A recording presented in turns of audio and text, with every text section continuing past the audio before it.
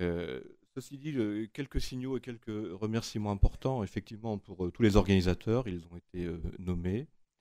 Euh, un message particulier pour les personnels du réseau Canopé, dont nous pouvons apprécier la disponibilité, et avec leurs partenaires, le sens d'organisation et la qualité des équipements, qui vont nous permettre, je pense, de communiquer et d'échanger dans des conditions tout à fait excellentes. Et j'en profiterai parce que, ayant été moi-même, à un moment donné de ma carrière, dans le réseau, avec ce CRN, pour dire que, à quel point c'est important que vous soyez là et que vous alliez en direction de ce réseau et de ses ressources. Donc c'est une invitation que je vous fais. Alors, à quel titre et qui suis-je? Bon, vous connaissez mon nom, il vous a été dit. Je suis inspecteur général, je suis inspecteur général en arts plastiques, mais j'appartiens à un groupe dont le nom est Enseignement et éducation artistique. Donc aujourd'hui, ce n'est pas au titre de la spécialité qui est la mienne que je m'adresse à vous, ce n'est pas la demande que Éric Guérin, le DAC de l'Académie, m'a faite, mais c'est plutôt sur la rubrique éducation artistique, qui inclut les enseignements. C'est sur un point de vue plus large, puisque toutes ces questions, toutes ces problématiques nous intéressent, nous les regardons, nous les observons, nous les suivons, nous les encourageons. Alors, je vais quand même plutôt parler de quelque chose qui est immensément d'actualité, qui est le parcours d'éducation artistique et culturelle, puisque dans un champ institutionnel et tout ce qui va suivre, toutes les rencontres, tous les échanges que vous allez avoir, y compris dans le forum, vont nourrir, contribuer à cette mise en perspective. Alors, j'ai préparé un certain nombre de vues. Je vous rassure d'entrée, ou peut-être pas, il n'y en a pas plus de 7. Je sais que c'est toujours le rituel du PowerPoint, mais ça permet d'accrocher un message visuel, écrit, et puis d'essayer de ne pas trop dévier dans la parole, mais de jouer de différents registres. On couvrira, du moins j'essaierai d'une manière la plus claire possible, plusieurs choses au travers du parcours. D'abord, ces inscriptions institutionnelles, ces ancrages, son ambition, en rappeler effectivement l'ambition et les positionnements. Ensuite, il me semble important pour tout ce qui nous rassemble ici, que l'on soit enseignant, médiateur culturel, dans le réseau associatif, donc tourné vers la question de l'éducation artistique, c'est de bien être conscient des motivations, des conceptions, des convictions qui nous habitent. Quelles en sont éventuellement les limites, les points de contradiction, les points de complémentarité. Voilà, donc on en passera à un moment donné par là. Et puis après, on essaiera de voir non pas comment méthodologiquement on rend opérant tout parcours, mais quelques principes que nous tous, porteurs d'un projet dans la classe, dans l'établissement, dans un territoire, cadre, et puis au niveau national, nous devons être convaincus pour rendre cette affaire opérante pour les élèves. Voilà. Donc si ce cheminement vous agrée, et que j'obtiens votre consentement tacite, je vais commencer. Ça vous convient? Est-ce que vous m'entendez? Si jamais à un moment donné je ne suis plus audible, vous le signalez. Si je deviens incompréhensible, possible, je peux me laisser aller. Vous me le signalez également. Quelques rappels, c'est important, et vous l'avez évoqué, madame, c'est l'éducation artistique et culturelle, c'est une histoire qui n'est pas récente. C'est bientôt 40 ans de mise en perspective, de manière formalisée dans l'école. Et avant même cette idée d'éducation artistique et culturelle, dans l'école française, dès Jules Ferry, il y a eu l'ambition d'avoir des enseignements artistiques. Voilà. Donc cette question de l'art et de la présence de la culture, une conception de l'école dans une entrée en culture, qui n'est pas que synonyme de la question de la culture artistique et des arts, c'est une des convictions fortes de l'école française, avec ses difficultés, et c'est dans une vision émancipatrice de l'école française. Le parcours en est une modalité, ou du moins plutôt la mise en perspective de ces différentes modalités. Il faut se rappeler que c'est inscrit dans un article de loi, dans le cadre de la loi de la refondation de l'école. Ce n'est pas un geste en suspens. Donc il y a un article de loi, je le recite, il y a même précisément 2 articles qui en déterminent les points d'inscription et les concours. On ne va pas les relire, je ne vais pas y revenir, mais ça nous fait obligation à tous. Alors une fois que l'obligation est dite, il faut la tenir et la réaliser. Et il y a une circulaire, qui est une circulaire interministérielle, qui en définit effectivement de ce parcours, les principes, le champ et les organisations, je dirais, obligatoires, communes et possibles. Alors, ce qu'il me semble-t-il ne faut pas perdre vue dans ce qu'est un parcours d'éducation artistique et culturelle, c'est ce que vous voyez à l'écran. C'est qu'il s'agit bien de penser cette question et cette ambition dans le temps long et pas dans le ponctuel. Et ça, c'est un défi considérable dans les organisations et la mise en place d'un certain nombre d'actions. Donc le temps long de la formation de l'élève. Vous savez que le parcours, normalement, il file de l'entrée à l'école pour les enfants jusqu'au lycée. Et dans tout cela, les élèves vont grandir, vont changer de cycle scolaire, vont passer dans des systèmes de management, de pilotage d'organisation scolaire qui peuvent être différents, peuvent changer de territoire, de lieu, de région. Donc penser le parcours, c'est penser également ces données.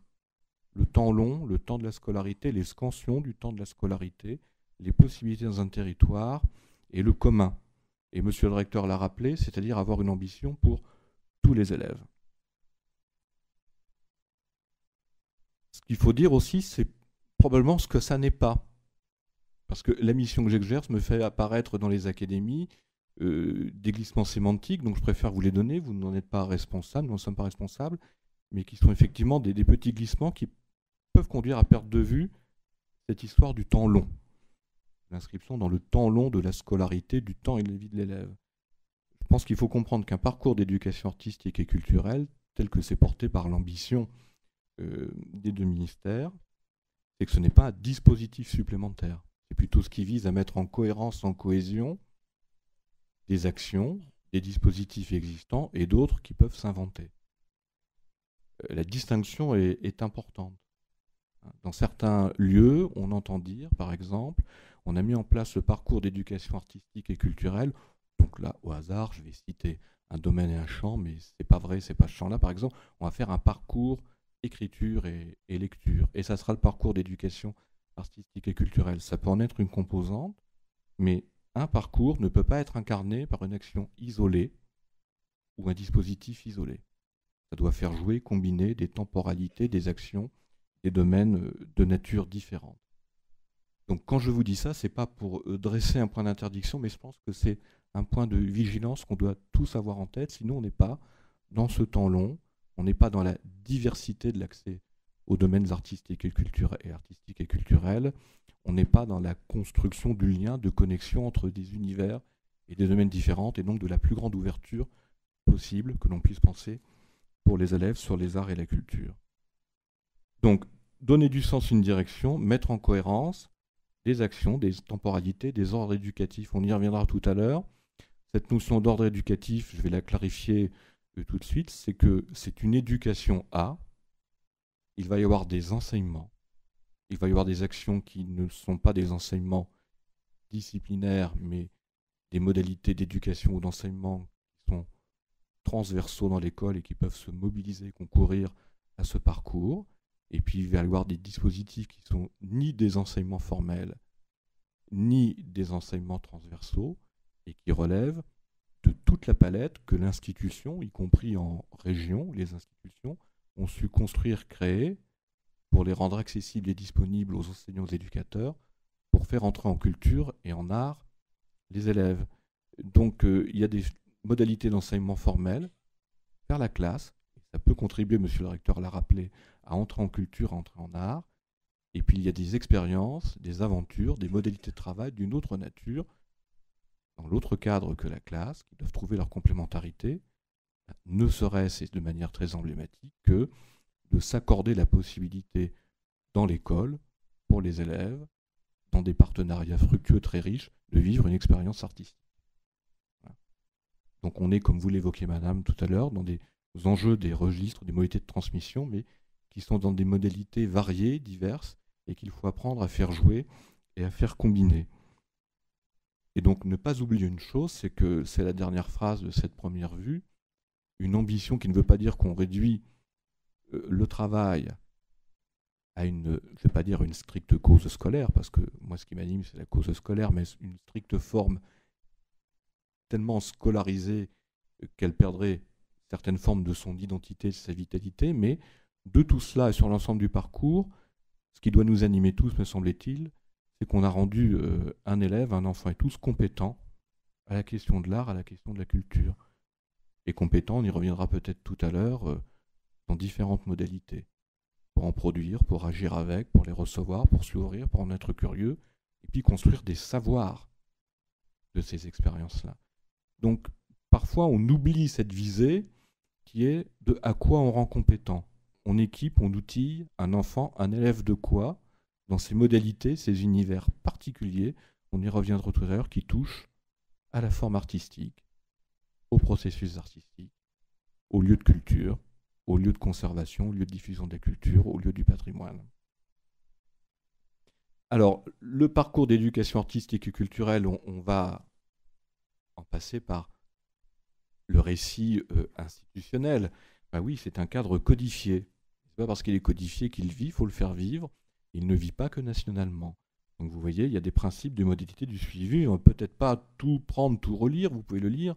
Le premier principe, et qui est porté de longue histoire maintenant, c'est effectivement que c'est une politique de démocratisation.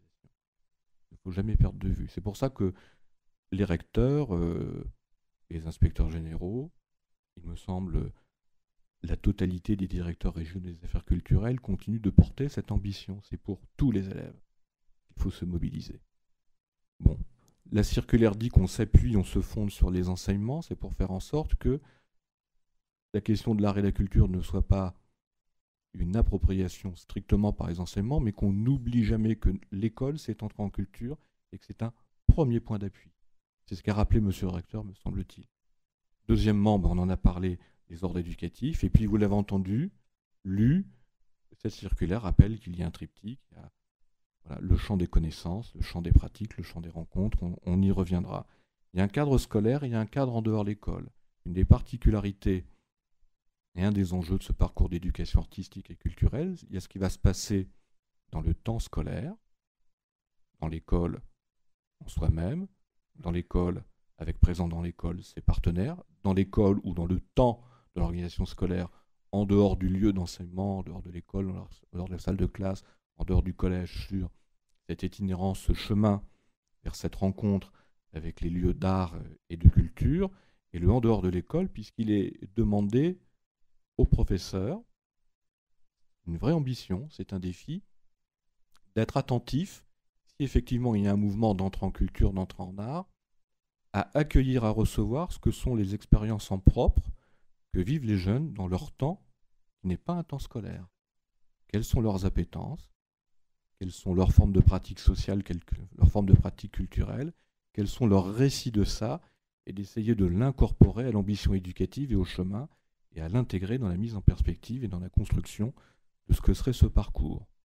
Voilà, il faut quand même considérer, même si dans certains territoires, des enfants peuvent être empêchés, éloignés pour des raisons sociales, géographiques ou diverses d'art et de culture, ils ne sont quand même pas indifférents à la question des pratiques culturelles, ils en ont. Alors comment, dans ce parcours, on essaie de faire en sorte que ce qui est porté par l'ambition institutionnelle, qui est forcément un peu expert, un peu savant, un peu codifié, rencontre ce qui peut être plus spontané, un peu moins expert, un peu moins codifié, et qui a lieu en dehors de l'école, y compris en dehors des institutions culturelles, mais qui fait qu'il y a quand même bien des pratiques et des histoires.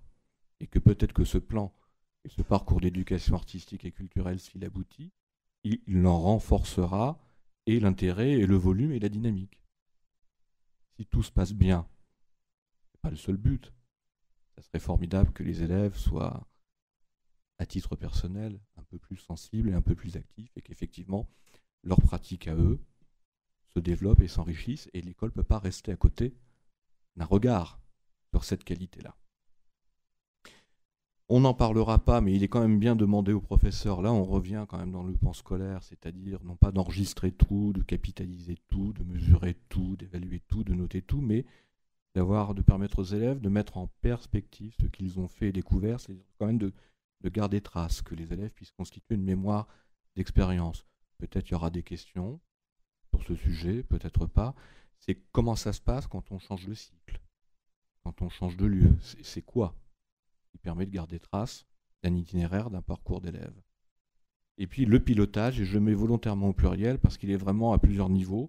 Donc il est national, on n'y reviendra pas, il est académique régional, donc il y a des conseils territoriaux à l'éducation artistique qui associent le recteur, les DRAC, le préfet, les régions, les départements. Il y a une vision de politique publique, mais il faut piloter peut-être des actions à l'échelle des territoires. Qu'est-ce qui se passe dans un territoire en fonction des ressources, des forces, des opportunités, des temps qu'on mobilise. Et puis il faut s'agencer, se coordonner, s'organiser. C'est pour ça que j'ai mis à tout niveau, localement, dans l'école, dans le collège. Qui fait quoi? Comment on organise le parcours et des jalons? Est-ce qu'on est sur des logiques de chef de projet? Comment on se concerte? Comment on prend contact, on prend conscience effectivement des partenaires avec lesquels on peut travailler et avoir une ambition commune? Où ça se passe dans un territoire? Avec quel relais? Dans quelle temporalité? Il n'y a pas de méthode unique, mais si parcours il y a, si temps long il y a, s'il y a du temps scolaire, du hors-temps scolaire, du dedans l'école et du hors l'école, il faut bien agencer tout ça, c'est une vraie question professionnelle. Comment ça s'organise, comment ça se pense? Donc ça veut peut-être dire qu'il ne faut pas attendre que ce soit, entre guillemets, le niveau institutionnel académique dans ses échelons supérieurs qui donne toutes les clés de l'agencement quant à la manière dont on s'organise localement. Il y a une responsabilité à prendre, qui n'est pas déléguée de manière subsidiaire aux enseignants et aux partenaires, aux villes, mais il y a à se saisir de la question et à penser la manière dont on agit et dont on peut agir et rendre la chose vivante et opérante. Est-ce que jusqu'à présent, tout va bien pour vous? Très bien. Alors, au-delà des organisations, des obstacles à lever, des malentendus à résoudre. Avant de faire apparaître la suite, j'aimerais présenter ce que je vais dire de manière à ce que personne ne se sente offusqué. Nous sommes tous porteurs par rapport aux questions d'éducation artistique et culturelle en fonction de nos origines, de nos formations, des métiers que nous portons, des positions en éducation ou en culture que nous relayons. Nous sommes tous porteurs d'un certain nombre de convictions. Il y en a beaucoup, il y a des débats, il y a des corps de doctrine qui peuvent s'exercer. Donc je vais vous en présenter quelques-uns. Il ne s'agit pas de dire, moi a priori vous êtes là, nous sommes ici, mais de se dire que dans ce que je vous ai présenté, on est, selon les circonstances, selon les situations, situés de l'un et l'autre côté.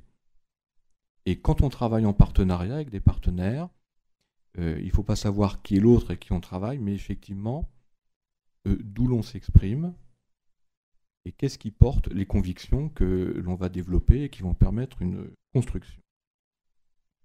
Alors en matière d'éducation artistique et culturelle, que ce soit dans l'ordre des enseignements artistiques comme de l'action culturelle, comme on le disait autrefois, il y a deux grandes difficultés qu'il faut repérer et indiquer dans l'histoire de l'éducation, et pas que de l'éducation française. Et donc, un premier niveau d'obstacle et un premier niveau de malentendu. Le premier niveau d'obstacle, c'est que l'école, et particulièrement l'école française, et c'est aussi sa qualité, elle est sur une pente rationaliste. Et elle est depuis les débuts sur une pente rationaliste. Voilà.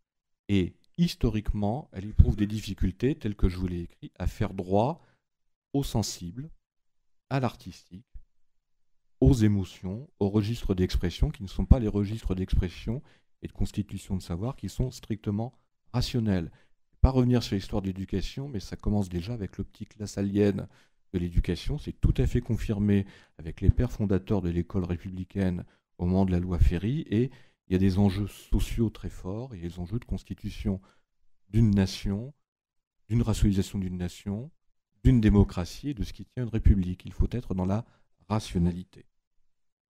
Les malentendus, c'est que, on y viendra tout à l'heure, tout le monde s'accorde que l'éducation artistique et culturelle, c'est important et c'est bénéfique, mais on s'explique rarement dans le détail de ces bénéfiques en quoi. Il y a beaucoup d'étendards qui sont brandis, et moi le premier, j'en brandis à satiété et très régulièrement. Alors, pente rationaliste, il y a un premier obstacle, je l'ai dit, c'est la tradition philosophique. L'école française, c'est le primat de la raison sur les sens.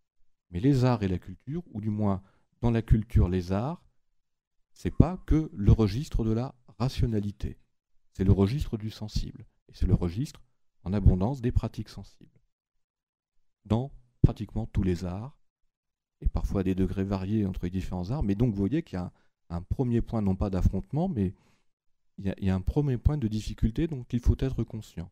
Travailler en matière d'éducation artistique et culturelle, ce n'est pas travailler contre la rationalité, mais c'est être conscient que l'horizon éducatif qu'on va porter, même les modalités, les moments d'activité que vivront les élèves, si on est pleinement et entièrement dans cet espace-là, dans cet univers, ça ne va pas être en contradiction, mais ça va être un quasi contrepoint avec le courant de pensée rationaliste dominant dans l'école.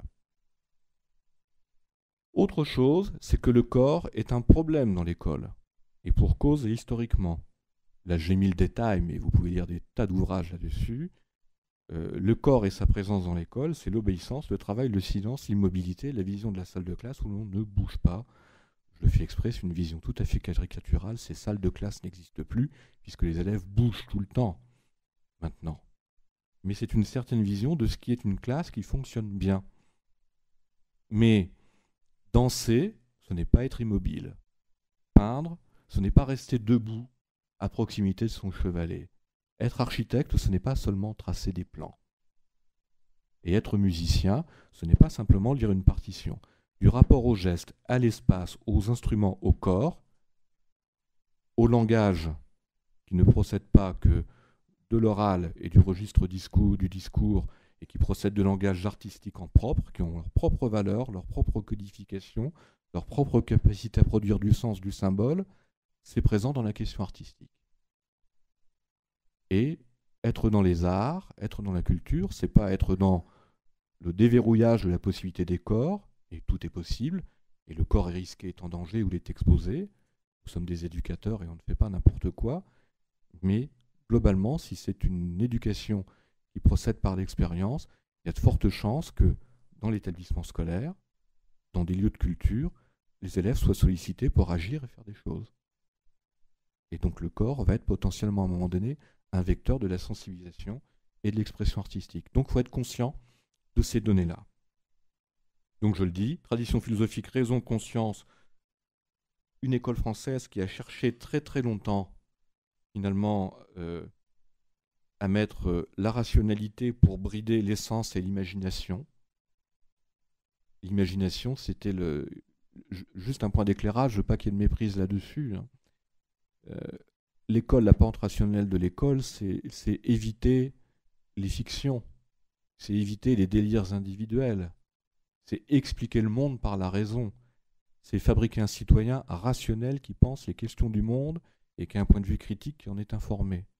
Les arts, pour autant, ce n'est pas être que dans les fantasmes, ce n'est pas être que dans le risque, mais vous voyez bien que la pente rationnelle de l'école, telle qu'elle s'est fondée à la fin du XIXe siècle, c'était bien effectivement essayer de limiter l'irrationalité des sens. Et l'imagination n'était pas considérée comme étant une vertu scolaire. Ça interroge la question de la créativité dans notre monde contemporain. Discipline des corps, conception orthopédique, je ne relis pas ce que vous pouvez lire. S'il y a des collègues qui sont formateurs dans le premier degré ou professeurs de PS dans la salle, dans le second degré ou dans les centres départementaux, qu'ils ne se sentent pas stigmatisés par rapport à ça. L'éducation physique et sportive, je n'en suis pas spécialiste, j'en parle beaucoup avec mes collègues, porte aussi des questions sur la question des corps et bien au-delà des conceptions hygiénistes et quasi militaires des origines de leur discipline, mais effectivement la place du corps dans le discours scolaire, c'est peut-être la juste place, ou du moins la seule place qu'on lui a fait pendant bien longtemps. Les malentendus. Vous voyez, je vous passe cette diapositive, comme ça on va se désencombrer de tout ce qui pourrait gêner nos débats. Parlons non pas de ce sur quoi nous nous querellons, mais quels sont les malentendus qui animent toutes ces réflexions, ces politiques. Voilà, tout le monde s'accorde sur un consensus, que ce soit chez les enseignants, enfin presque tout le monde, et chez les partenaires de l'éducation artistique et culturelle, et dans la société en général, y compris dans le monde politique, sur qu'il y a un bénéfice socio et moral à l'éducation artistique et culturelle. Voilà, tout le monde le dit. Beaucoup moins de gens repèrent quels sont les bénéfices cognitifs, et dire en quoi c'est une éducation, et que ça outille les élèves à des compétences multiples et pas qu'artistiques et culturelles. Et que c'est un des creusets, un des leviers de l'école pour contribuer à des compétences spécifiques aux arts et à la culture et bien plus larges que les arts et la culture. On va détailler un petit peu le bénéfice socio-moral, mais vous l'aurez lu peut-être dans des tas de circulaires, entendu dans des tas de conférences.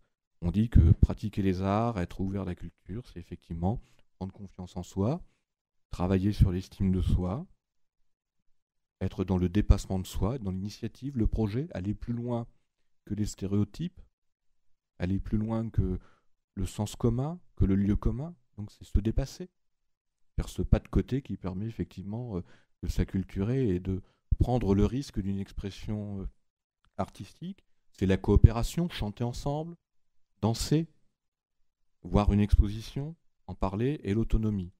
Tout ceci est vrai. Mais une situation d'éducation artistique et culturelle, qu'elle soit dans l'ordre des enseignements artistiques portés par l'école, ou dans l'ordre des activités complémentaires, ou dans l'ordre scolaire, ou dans l'ordre des activités complémentaires, ou de l'offre artistique et culturelle dans une ambition d'éducation, y compris dans le monde de l'éducation populaire, ben c'est quand on fait, quand on agit, c'est résoudre des problèmes complexes,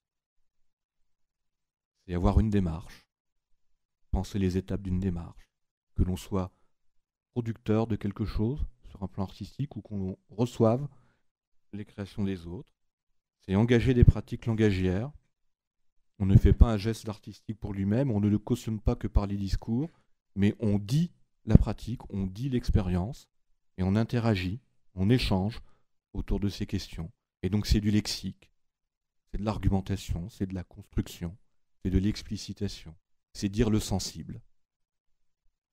Et puis c'est quelque chose qui est important pour nous, c'est peut-être des formes de contrats éducatifs à inventer entre le professeur et ses élèves.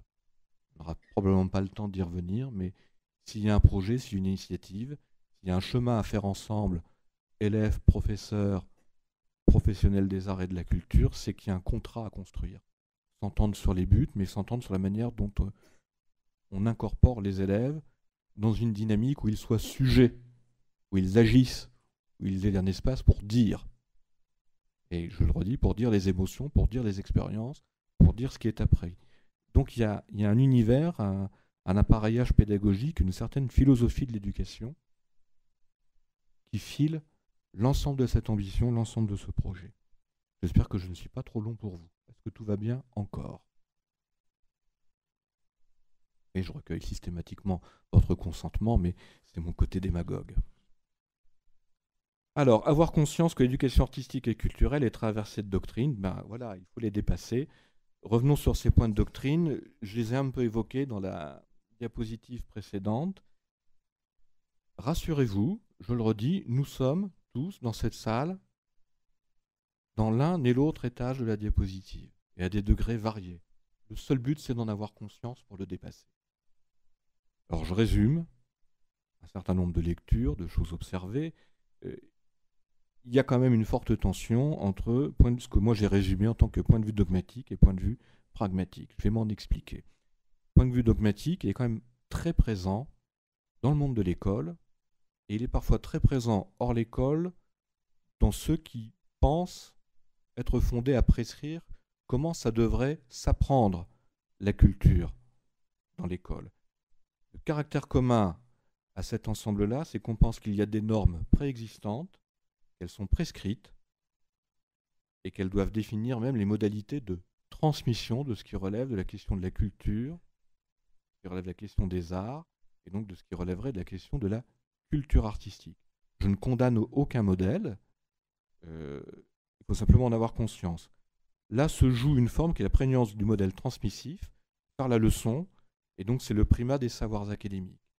C'est-à-dire expliquer la question dans l'espace et dans le temps des arts, avant même que d'essayer de la conjuguer avec l'expérience des questions que portent les arts.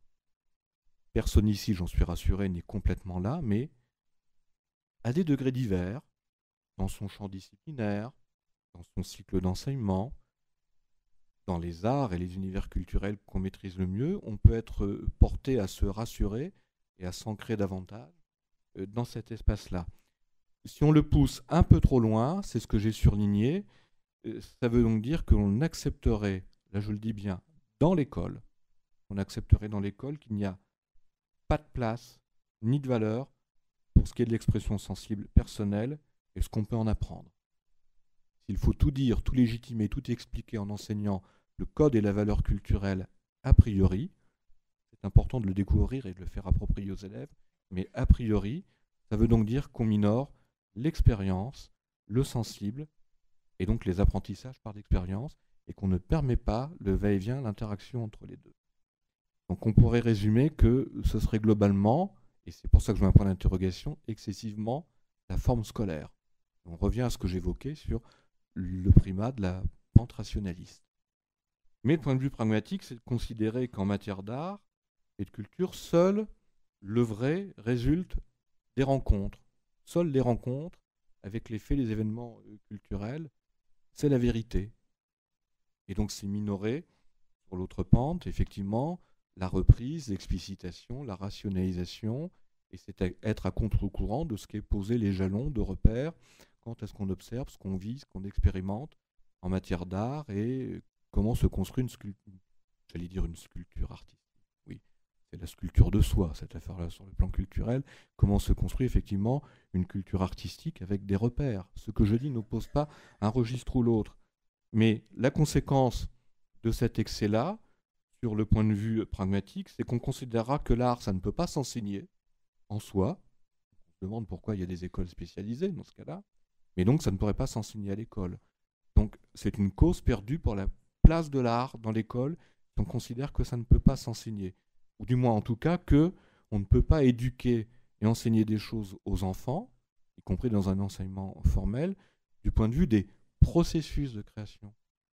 Et si on dit que les artistes sont soucieux de transmettre leur vision du monde, mais ils sont soucieux aussi de transmettre parfois les étapes, les processus qu'ils manipulent, l'école doit être capable non pas de les enseigner de manière fermée académique, mais elle doit être capable de soulever les questions et de rendre ces processus-là présents, tels qu'elle peut le faire, dans l'école.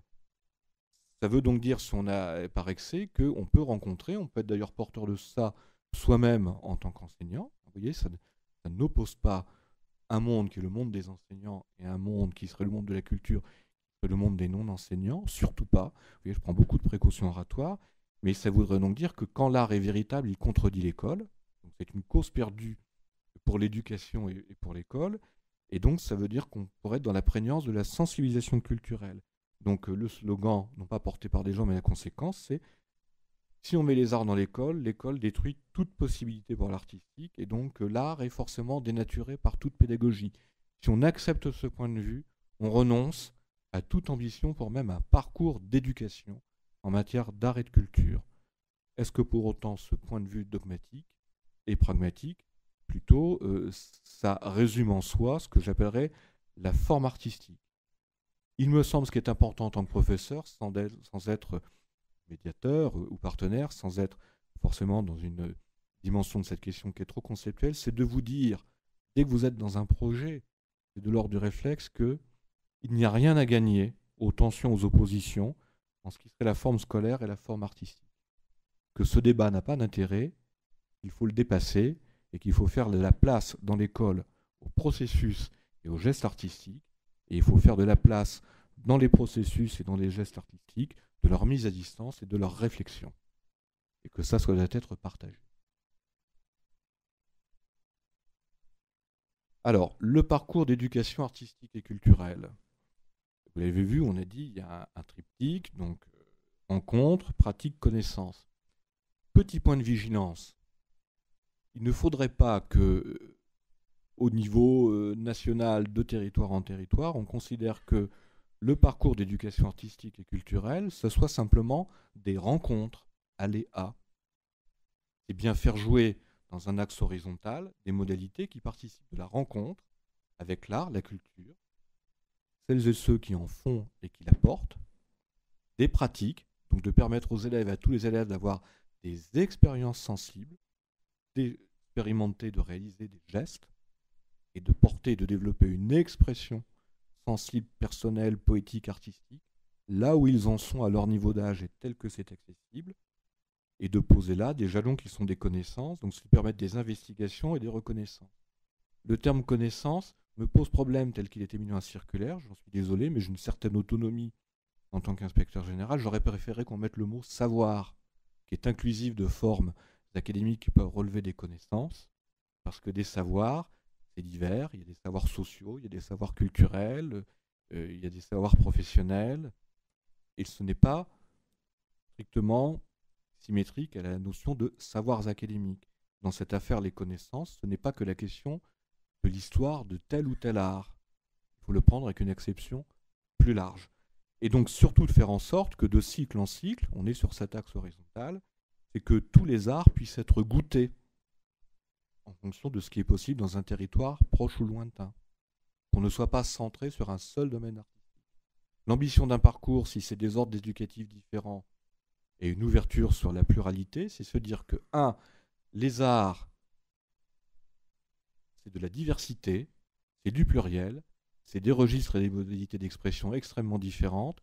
Donc c'est ouvrir à plusieurs dimensions de la pluralité, à la pluralité des différents arts et à des pluralités d'expression, d'intention et de pratique dans chacun des arts. Ce qui ne veut pas dire qu'il va falloir en faire l'inventaire de l'école au lycée, mais c'est un point de vigilance par cycle. Donc ouvrir à tous les arts, ouvrir sur la question des musées de toute espèce. Les musées ne sont pas que des musées d'art, il y en a d'autres natures qui portent sur d'autres questions.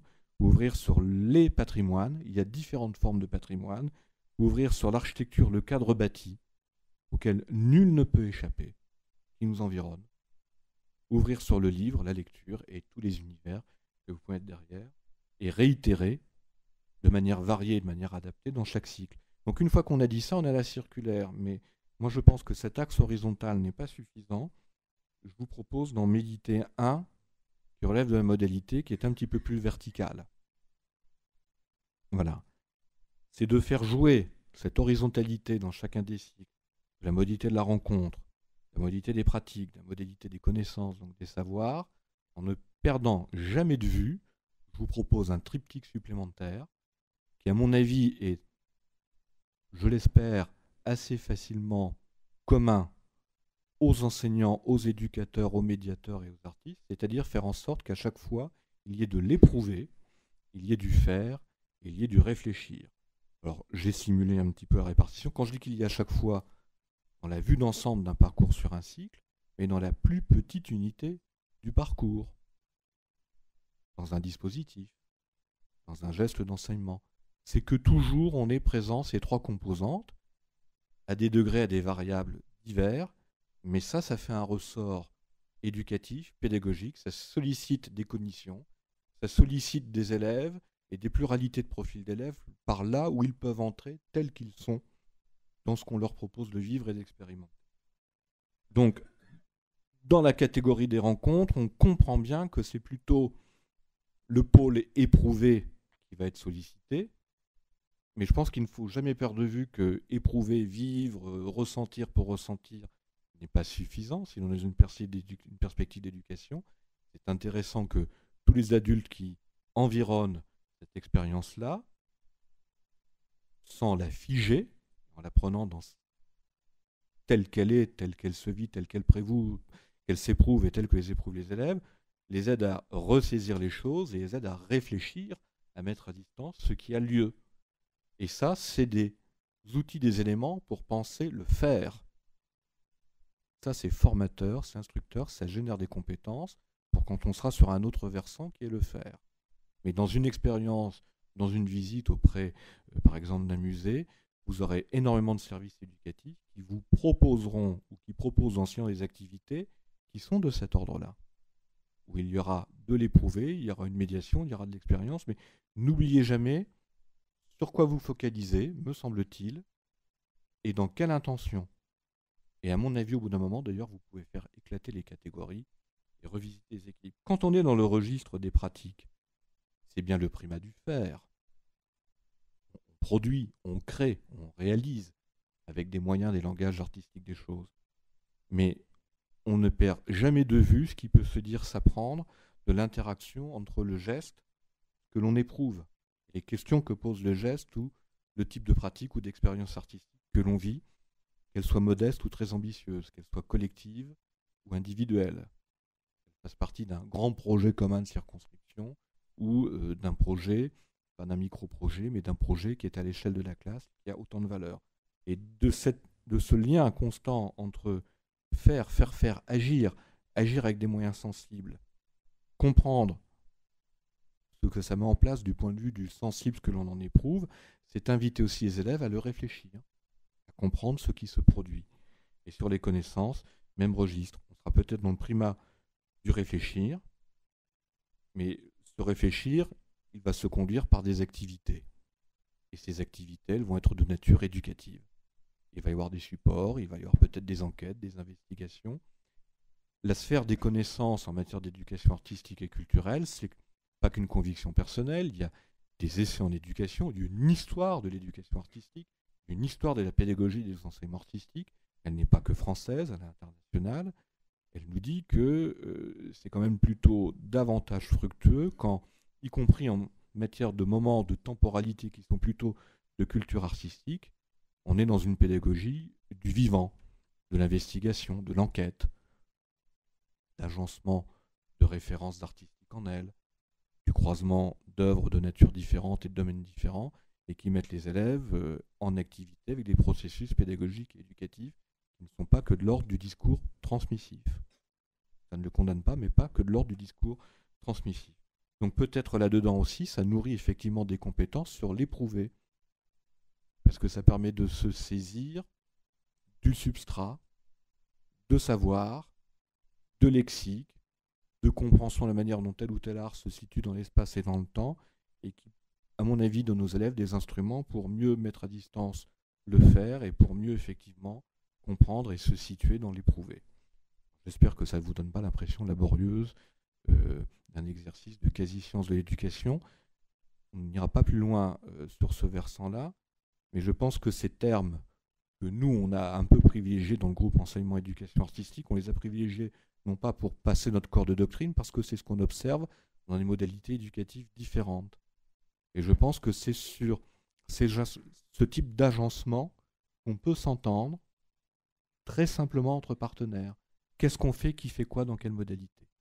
Pour grandir un enfant de quoi? Pour lui permettre de percevoir quoi de ce qu'est un artiste et de ce qui est irréductiblement artistique, qui est à découvrir dans une rencontre avec.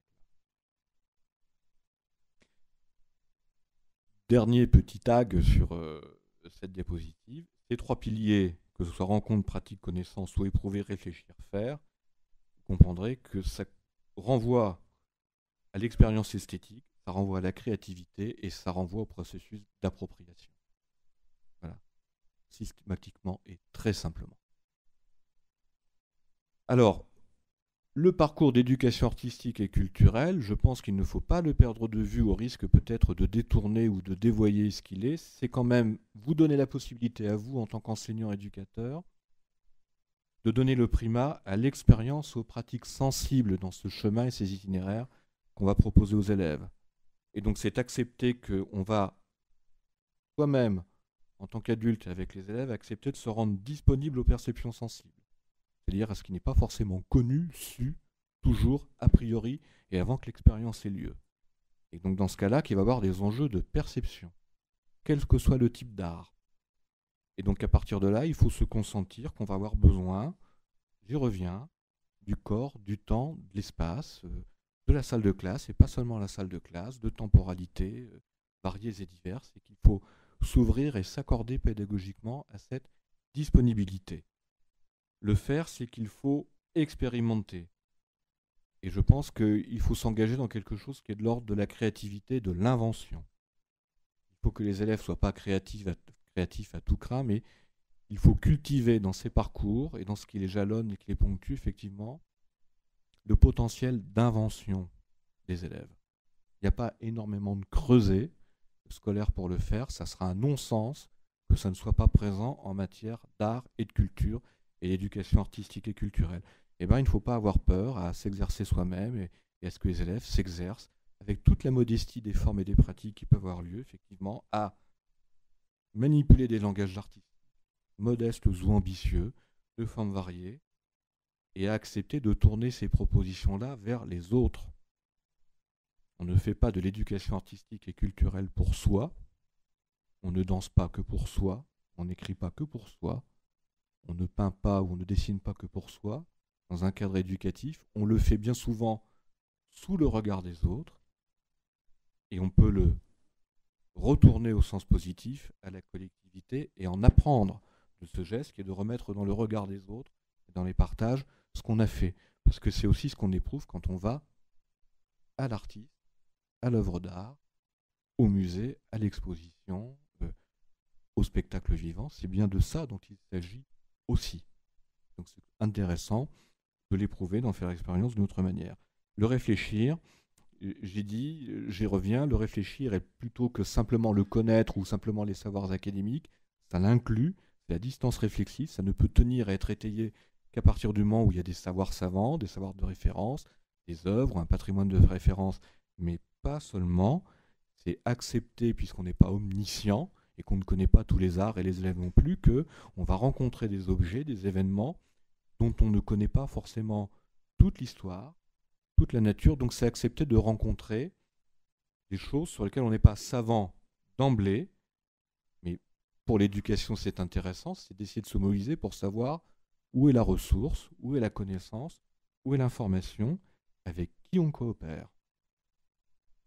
Et le réfléchir, j'y reviens, si on dit que l'éducation artistique et culturelle c'est essentiellement le primat de l'expérience et des pratiques sensibles, et qu'il y a dû réfléchir sur ces expériences et ces pratiques, ça veut dire qu'avec les élèves, et dans des formes qui vont être de plus en plus complexes selon les âges, on va leur apprendre effectivement à construire un discours sur ces expériences artistiques et esthétiques qu'ils vivent.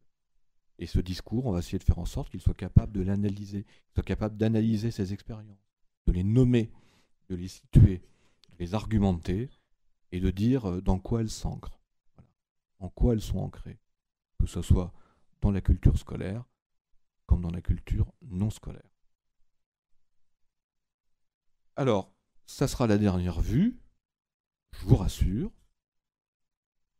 Un parcours d'éducation artistique et culturelle, c'est différent, il faut se le dire, c'est différent d'un projet personnel ou de l'enseignant, de l'éducateur ou du médiateur et de l'artiste. On ne met pas en place un dispositif et on ne contribue pas à un parcours d'éducation artistique sur le seul ressort, si sur sa motivation professionnelle personnelle, mais seulement sur le ressort de sa représentation de la culture, de la représentation de l'art ou de ce que l'on aime.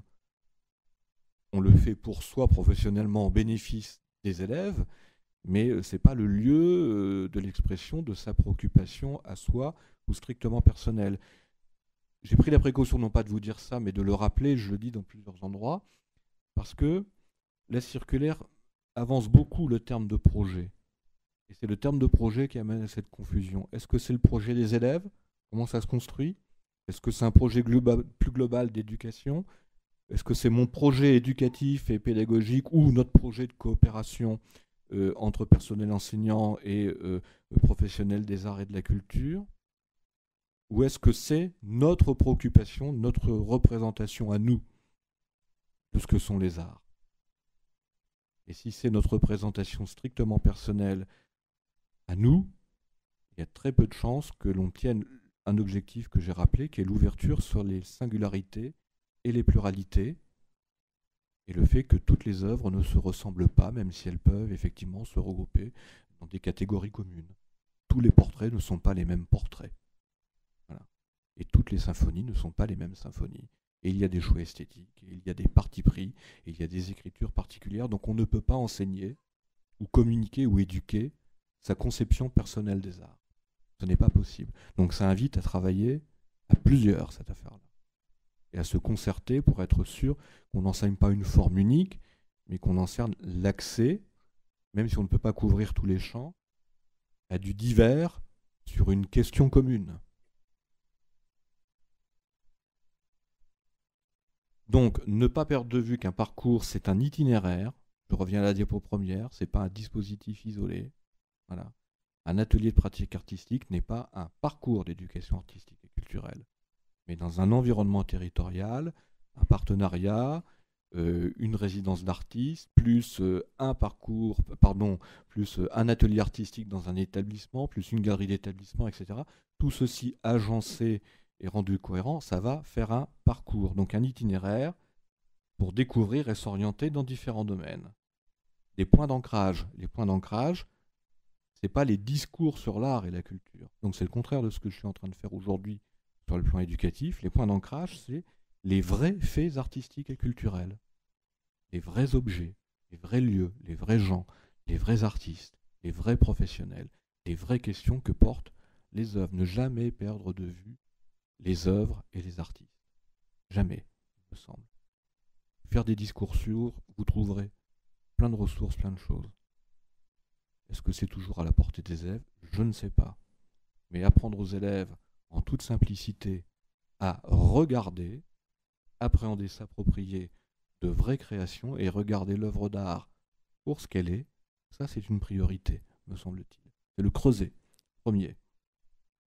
Et donc un contrat éducatif, mais en matière de parcours d'éducation artistique et culturelle, vous avez bien vu que la complexité, c'est pas simplement de s'entendre entre professeurs, c'est de voir quelles sont les complicités, les coopérations, les complémentarités entre professionnels de statuts divers. Je ne commenterai pas parce que ça, pour moi, ça relève vraiment des disponibilités professionnelles, des savoirs professionnels des différents acteurs, la capacité à prendre de la distance un petit peu par rapport à ces savoirs professionnels pour comprendre quels sont ceux de l'autre. Et dans cette affaire, qui n'est pas une affaire bien grave, il y a des savoirs qui ne sont pas que des savoirs professionnels scolaires. Donc les rencontres doivent se faire sur l'ensemble de ces versants. On y revient. Un itinéraire pour tous les élèves d'un territoire scolaire, voilà, mais qu'on puisse décliner, adapter à chaque groupe, ou qui peut être nourri de la somme de perspectives individuelles. Surtout, moi, au nom de l'institution, c'est la demande que je veux relayer aujourd'hui, pour que tout ceci ait un sens, pas ce que je dis, mais notre action, c'est de faire en sorte que ces projets, ces parcours, les projets et les dispositifs qui le sous-tendent, les actions qui le sous-tendent, ça soit ouvert aux initiatives des élèves. Les élèves sont des sujets pensants, agissants et sensibles dans cet espace-là. Des points d'ancrage, articuler des savoirs, des apprentissages, articuler enseignement et action, on n'y revient pas. Se fonder sur une véritable dimension artistique, on n'y vient pas, il ne faut pas passer à côté de l'art et des œuvres. Et un contrat éducatif, alors là au niveau local, c'est l'intelligence professionnelle et collective des équipes d'enseignants, des équipes autour des établissements scolaires, des lieux de culture, effectivement, de s'entendre sur des diagnostics.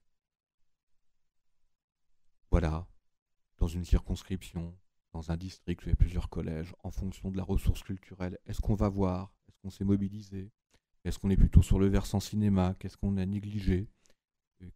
Quel type d'itinéraire, d'expérience artistique consoliderait tel type d'appétence ou permettrait de régler tel type de désappétence scolaire? C'est vous seul dans les territoires qui êtes capable de faire les diagnostics fins de ces questions. Mais je pense qu'il ne faut pas en faire d'économie. Où on est, de quoi sont empêchés les élèves, et pourquoi on va dans cette direction, et dans quel ordre on y va, et avec qui, et comment on s'entend, pour essayer effectivement de rendre cohérent ça. Par un exemple très simple, ça serait dommage que, au niveau de la circonscription de premier degré, par exemple, les élèves fassent abondamment des sorties cinéma, puis que d'un seul coup, ce qui se passe au collège, ça soit à nouveau le cinéma. Et puis au lycée, à nouveau, lycéen et apprenti au cinéma, puis qu'on n'ait peut-être pas vu le patrimoine architectural, qu'on ait peut-être perdu de vue la musique. C'est la question des équilibres, des diversités, des paliers.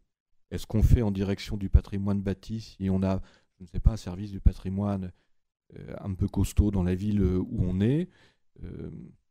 Est-ce qu'on fait quelque chose de la même hauteur et la même densité que si on était au lycée? Il faut s'entendre sur ce qui est appréhendable. À un niveau d'élève. Mais toutes ces questions sont des questions professionnelles que vous maîtrisez parfaitement. Voilà, et essayer de développer, comme on sait le faire, comme on peut le faire, en se rassurant, avec ses savoirs professionnels, la vision d'une pédagogie active et ouverte sur la force de proposition des élèves. pour donner chair et sens au mot projet dans la circulaire, peut être intéressant de pas le traduire seulement, mais de le faire résonner en termes de cultiver la force de proposition des élèves. Voilà. C'est un appel à cette compétence-là. Je m'arrêterai là-dessus, en essayant de ne pas vous avoir lassé. Je vous remercie de votre attention.